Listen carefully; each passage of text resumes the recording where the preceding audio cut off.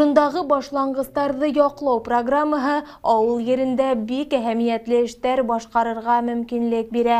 Авыл биләмәләре бу программа ярдәмендә социаль объектларны ремонтлай, спорт һәм балалар майдансыклары төзей, авылларның тирә-ягын төзекләндерә.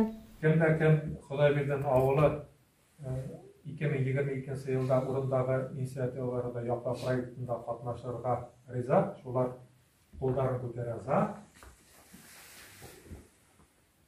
Рәхмәт. Худайбердин авылы ла ситтә калмай, был программа ярдәмендә бик күләмле эшләр башкарып килә. Быел иһә авыл халкы бер тавыштан зыяраттарды рәткә килтерергә дигән карарга килгән. Буның өчен республика һәм район бюджетыннан акча бүленә, калганы халыктан һәм спонсорлардан йыеп алына. Рәхмәт. Бұл проекттың үзенчәлеге нимәле?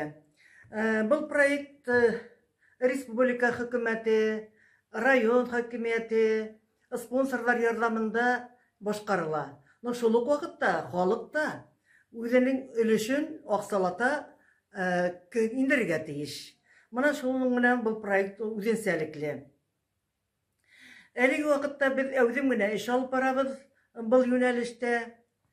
Әгәр дә инде без конкурста еңә алһак, еңеп чыга алһак, безнең авылдашлар да, шул ук вакытта ситтә яшәгән якташларыбыз да был изге эштән ситтә калмаслар дип уйлыйм. Әйтәләр бит, халкы нинди авылы шундай диләр. Шул ук вакытта халкы таркау, авылдар белгенлеккә төшер ди.